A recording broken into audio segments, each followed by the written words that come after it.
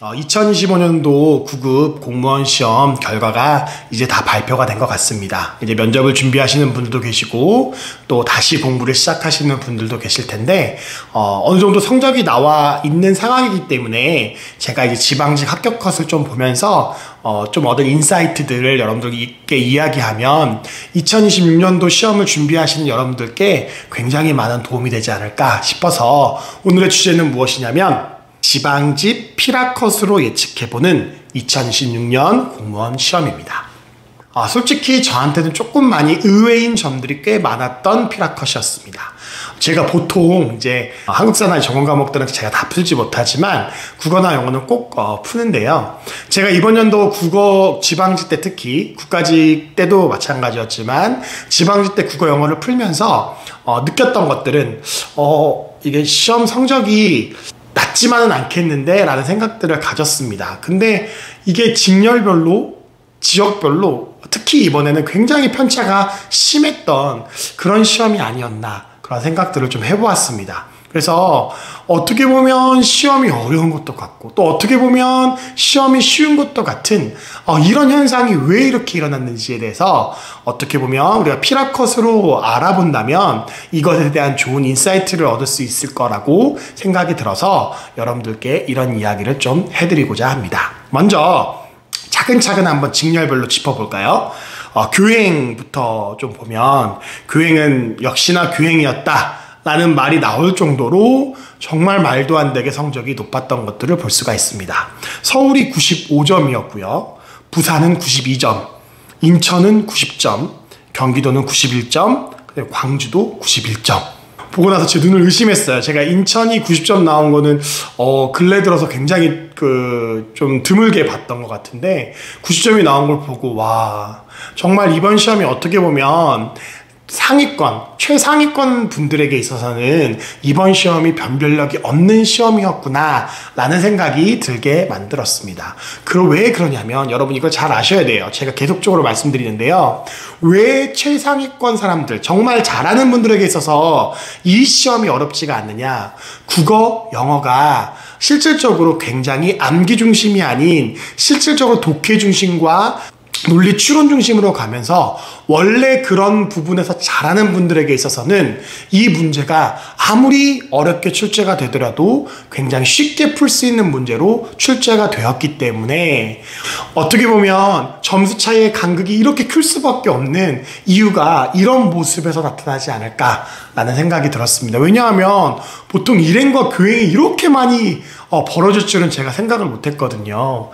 근데 그 차이는 실질적으로 정말 국어나 영어에서 뛰어나신 분들이 공부하는 부담감이 많이 적어지지 않았나. 왜냐면 국어나 영어에서 써야 될 시간들을 특별히 암기 과목에서 많이 쓸 수 있다 보니 국어 영어는 어찌됐든 자기가 평소대로 조금 당황하지 않고 자기 실력대로 보면 점수가 나오는 그런 시험이 되었기 때문에 크게 노력하지 않아도 점수가 나오는 그런 평이한 시험이 되었기 때문에 좀 상위권 분들이 많이 몰리는 교행직 직렬의 점수의 상승은 내년에도 분명히 이어질 거라고 저는 생각을 하고 있습니다.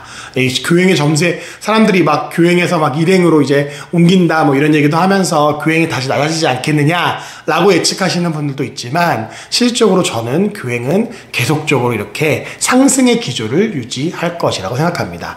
만약에 교행이 성적이 내려갔다라고 한다면 전체적으로 평균이 확 내려가지 않을까라는 생각들을 한번 해보았습니다.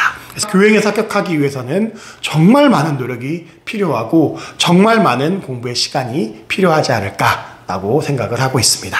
그럼 일행으로 넘어가 볼까요? 일행은 서울이 88점이었고요. 그다음에 경기도는 좀 높은 지역은 하남이나 수원이나 성남은 88, 87, 86. 양주나 과천 같은 경우에도 87, 86 이런 식으로 80점 중후반대의 성적을 유지하는 것을 볼 수가 있었습니다. 그리고 이렇게 80점 중후반대의 지역만 있었느냐? 또 그것만은 아니었죠. 이천이나 안성이나 광주, 그다음에 연천 이런 데 같은 경우에는 일행이 80점 아래인 그런 지역도 있으면서 어떻게 보면 그런 얘기 많이 하잖아요. 운칠기삼이다, 공무원은 운이다. 이렇게 이야기하는 분들의 이야기를 이렇게 좀 이렇게 받쳐주는 그러한 좀 필기 합격 컷이 아니었나 라고 좀 속상한 마음을 가지고 보게 되었습니다. 좀 균등하게 점수가 나오면 좋겠는데 그게 좀 힘들겠죠. 예, 전체적으로 낮거나 아니면 전체적으로 조금 높거나 이렇게 돼야 되는데 어느 지역은 또 너무 높고 낮은 이런 결과가 나다 보니까 경기도 지역에서 원서를 쓰시고 경기도 지역에서 공무원을 하고자 하시는 분들에게 있어서는 이것이 굉장히 큰 걸림돌이 되지 않을까라고 생각을 한번 해보았습니다. 그리고 인천 같은 경우에는 85점 정도를 유지하면서 작년과 비슷한 합격 컷을 유지했는데요. 그래서 가장 변동이 좀 적은 지역이 인천이 아닐까라는 생각했습니다. 근데 이번에 교행이 90점이었다는 사실은 아직도 저에게 조금 충격 아닌 충격이 있습니다. 그 다음 세무로 좀 넘어가 보면요. 세무는 인천은 80, 경기도는 높은 지역은 80점 이상, 좀 낮은 지역은 정말 낮고 70점 대를 유지하는 세무는 전반적으로 70점대가 굉장히 많은 그런 직렬이었습니다. 서울은 84였고요. 세무직렬 같은 경우에는 약간 제가 생각하는 것보다는 점수가 많이 올라가진 않았다. 자신들 성적을 좀 잘 유지했다라고 생각이 들었고요. 세무 같은 경우에는 계속적으로 이런 기조를 유지하지 않을까라고 생각이 들었습니다. 왜냐하면 전공 과목을 아무래도 그 다음에 세무라는 일 자체가 자기가 좋아하지 않고 자기가 조금 선호하지 않으면 하기 힘든 일이기 때문에 세무의 어떤 이 점수 형성은 좀 비슷하게 계속적으로 흘러가지 않을까라고 생각을 해보았습니다. 그리고 마지막으로 좀 이제 큰 직렬로 사회복지 마지막으로 예를 들어보겠는데요. 사회복지는 인천이 76점, 그 다음에 경기도는 대부분 70점 중반대에서 80점 초반대를 유지했고요. 서울은 81점. 그래서 사복직이 솔직히 말하면 점점 점수가 올라가고 있는 추세입니다. 그래서 옛날에 비하면 정말 사복의 점수가 굉장히 많이 올라가고 있는 추세거든요. 그게 조금 의외인 게 왜냐면 사복이라는 직렬 자체가 자격증이 없으면 시험을 볼 수 없는 그런 직렬이기 때문에 전반적으로 성적들이 낮게 형성이 되었었는데 요즘에는 사복도 80점대를 유지하지 않으면 80점 초중반대를 유지하지 않으면 무조건 합격이다 라고 이야기하기가 굉장히 힘든 그런 직렬이 되었습니다. 전체적으로 직렬별로 이런 식으로 지방직은 성적이 형성이 됐다라는 것들을 말씀드렸고요. 자, 이것만 말씀드리면 그냥 여러분들이 혼자 이거 뽑아서 이렇게 보시는 거와 큰 별반 차이가 없겠죠. 그래서 제가 이 성적들을 보고 여러분께 조금 조언해드리고 싶은 것들 두 가지만 좀 말씀드리도록 하겠습니다. 먼저 첫 번째는 무엇이냐면 실질적으로 아까도 잠깐 언급했는데요. 최상위권, 그러니까 상위권 분들에게 있어서 이 시험은 이제 더 이상 어려운 시험이 아닌 평이한 시험으로 느껴질 수 있다는 사실을 여러분들이 꼭 명심하셔야 됩니다. 그래서 어떻게 보면 내가 노베이스고 초시생이고 어떻게 보면 내가 공무원을 빨리 합격하고 싶다라는 마음이 있으신 분들이라면 무리해서 직렬을 높게 잡으시는 건 굉장히 비효율적인 전략이다 라고 말씀드리고 싶습니다. 옛날같이 암기 위주의 국어 영어도 암기가 굉장히 많이 들어가야 했던 그런 시험이었다면 다 비슷한 출발선에 있기 때문에 비슷하게 출발해서 비슷하게 도착하는 게 굉장히 비슷했는데 지금은 이미 출발선 차이가 굉장히 벌어지게끔 해서 시험이 시작할 수밖에 없는 시험으로 돼버렸다는 걸 여러분들이 꼭 기억하셔야 합니다. 그러기에 여러분 제가 항상 말씀드리죠. 자기 객관화.